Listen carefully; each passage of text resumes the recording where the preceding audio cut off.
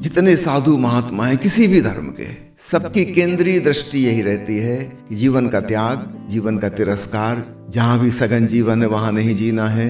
कहीं जंगल में, गुफा में, एकांत में, मिनिमम लाइफ, बस सांस चलती रहे, नाम मात्र के जिंदा हो, जीवन से दूर हट जाते हैं। ये पलायनवादी लोग बहुत सम्मान पाते हैं। और याद रखना, हम जिसको सम्मान देते हैं हमारे मन में भी आकांक्षा की काश हम भी ऐसे हो पाए। ठीक है, आज नहीं हो पा रहे, परिस्थितियां अलाउ नहीं कर रही हैं, मगर मौका मिला तो हम भी यही करेंगे। आज का विषय है जीवन का स्वीकार, जीवन का सम्मान। जीवन के प्रति हमारे मन में बहुत नेगेटिव धारणाएं भरी हैं, सदियों सदियों से चली आ रही हैं और हम कभी शक भी उन पर नहीं करते। बचपन से हम वही सुनते हैं, अपने आसपास हम भी मान लेते हैं। कई ढंग से बहुत नकारात्मक धारणाएं, पापों का फल है, दुष्कर्मों का परिणाम है, हम सजा भुगतने आए हैं, जैसे कोई परीक्षा चल रही है, टॉर्चर हो रहे हैं, कुछ ऐसा लगता है। और धार्मिक लोगों को तो बहुत ही ज़्यादा लगता है, उनको लगता है किसी प्रकार आवागमन से छुटकारा हो जाए, बस मोक्ष, मुक्ति, यही चाहिए, यही जीवन का लक्ष्य समझते हैं वो। मतलब जीवन का लक्ष्य जीवन से छुटकारा, कितनी हास्यास्पद बात है। जितने साधु महात्मा हैं किसी भी धर्म के, सबकी केंद्रीय दृष्टि यही रहती है कि जीवन का त्याग, जीवन का तिरस्कार, इसको छोड़ कर भाग जाना है, पलायन कर जाओ, जहाँ भी सघन जीवन है वहाँ नहीं जीना है। कहीं जंगल में, गुफा में, एकांत में, मिनिमम लाइफ पर जियो, बस सांस चलती रहे, नाम मात्र के जिंदा हो, बस इंतजार कर रहे हैं कि अब कब मरें। जीवन से दूर हट जाते हैं, जीवन जीना ही नहीं चाहते। ये भगोड़े, ये कायर, ये पलायनवादी लोग बहुत सम्मान पाते हैं। और याद रखना, हम जिसको सम्मान देते हैं हमारे मन में भी आकांक्षा की काश हम भी ऐसे हो पाए। ठीक है, आज नहीं हो पा रहे, परिस्थितियां अलाउ नहीं कर रही हैं, मगर मौका मिला तो हम भी यही करेंगे। सम्मान देने का अर्थ ही ये है कि हम भी ऐसा ही होना चाहते हैं।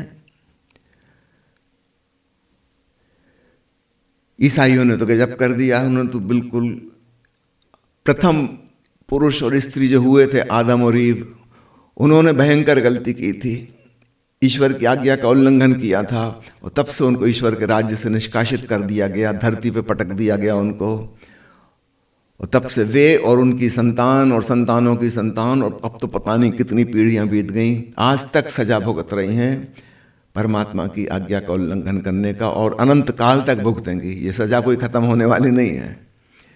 तो उनका कहना है कि तुम्हारा जन्म ही पाप से हुआ। सेक्स को सब धर्मों ने पाप कहा, जन्म ही पाप से हुआ है, तो सजा भुगतने की हुआ है। कई लोगों के मन में है कि स्कूल जैसा है, मतलब एक यातना ग्रह। आपने देखा स्कूल जाते हुए बच्चे कैसे रोते रोते जाते हैं बेचारे, सुबह से उठा दिया जाता है उनको झंझोड़ के, आंख भी उनकी नहीं खुल रही है, अभी जबरदस्ती चाय पिला दी गई है, वो बस में बैठती से तुरंत सो जाते हैं स्कूल बस में, अभी नींद खत्म ही नहीं हुई इनकी। जब स्कूल की घंटी बजती, छुट्टी हो गई, कैसे भागते हैं, तब उनकी देखो आवाजें, खुशी, लहर छा गई, जैसे किसी कारागृह को खोल दिया गया हो और सारे कैदी भाग पड़े। ऐसा लगता है स्कूल से निकलते बच्चों को देखकर। मतलब 6-8 घंटे उनको कितना टॉर्चर किया गया। बहुत लोग समझते हैं कि जिंदगी एक पाठशाला है, यहां हम कुछ सीखने आए हैं। कुछ लोगों को लगता है कि सजा भुगतने आए हैं। प्यारे मित्रों, ये सारी धारणाएं 100% गलत हैं, 100%। यह जीवन किसी पाप का दुष्परिणाम नहीं, अगर होगा तो किसी पुण्य का पुरस्कार है। अपनी धारणा को बदलो। किए होंगे हमने कोई अच्छे कर्म, अगर आप मानते हो पिछले जन्म में कर्म में, please change the attitude.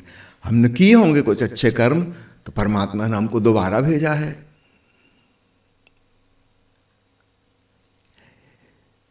It's a beautiful gift from existence, not punishment. जीवन के प्रति आदर भाव से भरो। तो ओशो की शिक्षा यहां अन्य धार्मिक शिक्षाओं से बिल्कुल 100% अपोजिट हो जाती है, 180 डिग्री अपोजिट। वो सब सिखा रहे थे जीवन का अपमान, निंदा, आलोचना, जीवन त्यागने योग्य है, जीने योग्य नहीं है, और ऐसा कुछ करो कि दोबारा ना आना पड़े। इससे ज्यादा अपमानजनक और क्या होगा। और मजे की बात है, यही लोग कहते हैं कि परमात्मा सृष्टा है, उसने दुनिया बनाई, उसने जीवन की रचना की, और जीवन का लक्ष्य कहते हैं कि बस जीवन में दोबारा ना आना पड़े। इतनी घृणा, इतनी नफरत, इसका विरोधाभास भी उनको दिखाई नहीं देता। ये तो ऐसे हुआ किसी पेंटर के पास जाके कहेंगे हम पेंटर जी आपकी तो पूजा करते हैं, आप बहुत अच्छे हैं, आपका हम इज्जत करते हैं, मगर आपकी सारी पेंटिंग को हम आग लगा देंगे, इनकी तरफ तो हम देखना भी नहीं चाहते, इनसे सख्त नफरत है। फिर पेंटर का सम्मान कहाँ हुआ। किसी कवि से हम कहें कि आप आदरणीय हो, खबरदार जो कविता सुनाई गोली मार देंगे। कविता वविता हम बिल्कुल नहीं सुन सकते, हम तो कवि का सम्मान करते हैं। तो उसकी रचना का सम्मान ही रचयिता का सम्मान होगा।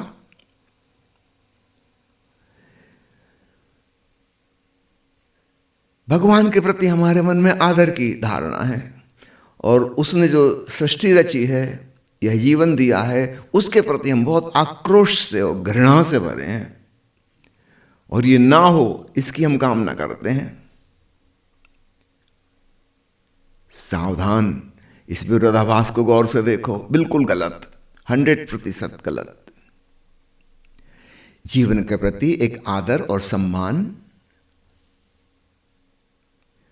यह दंड नहीं पुरस्कार है, यह सजा नहीं है, मजा लेने के लिए है। क्षण क्षण का आनंद लेना शुरू करो, क्योंकि हमारी धारणा के अनुसार ही सब कुछ होता है। अगर हम मानते हैं दंड है, इसका मतलब दुख मिलेगा, तो फिर हम रेडी हैं दुख के लिए, फिर निश्चित रूप से दुख ही दुख मिलेंगे, क्योंकि हम मानते ही हैं कि दुखी मिल सकते हैं।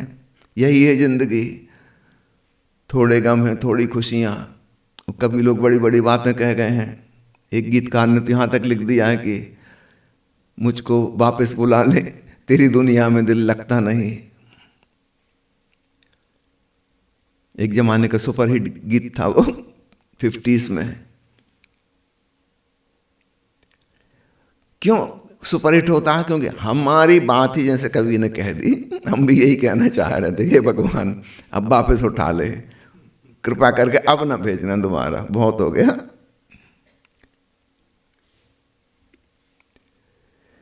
सावधान, आज तक हम जिन लोगों को धार्मिक समझते रहे, महात्मा समझते रहे, त्यागी तपस्वी समझते रहे, ये किसी न किसी प्रकार की मानसिक रुग्णता से पीड़ित थे।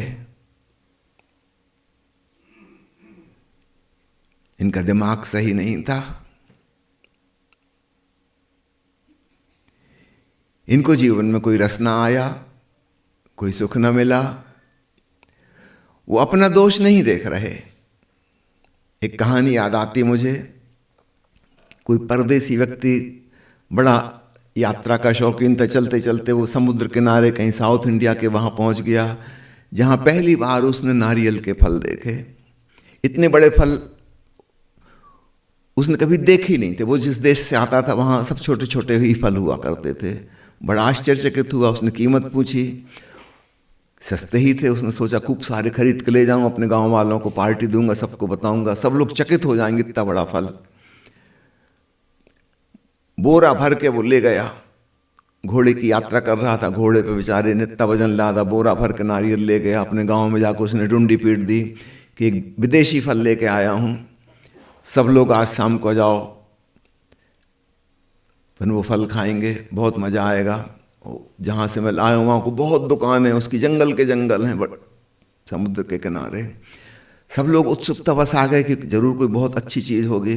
जब वो बोरा खोला गया और सब लोगों ने खाना शुरू किया, तो वो खाते ही ना बने, इतना कठोर किसी का दांत टूट गया, किसी का जबड़ा में छेद हो गया, किसी का ओंठ कट गया, खून बहने लगा।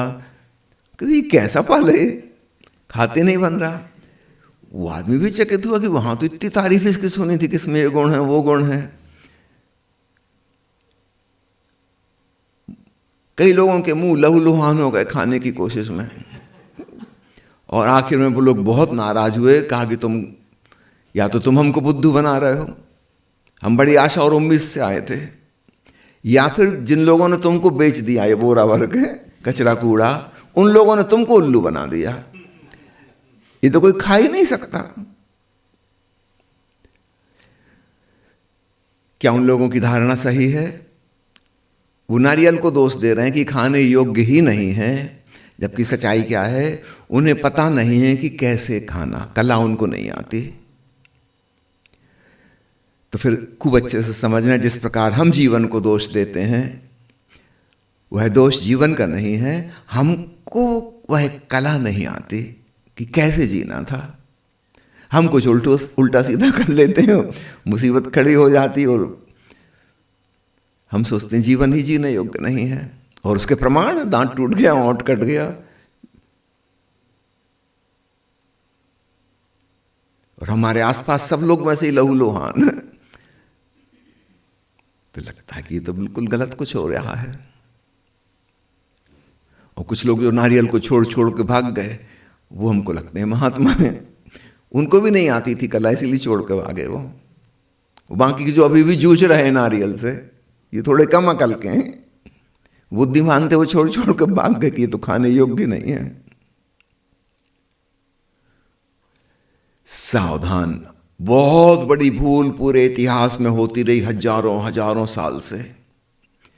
जीवन के प्रति निंदात्मक रुख बिल्कुल गलत। जीवन का स्वीकार, जीवन के प्रति सम्मान का भाव लाओ।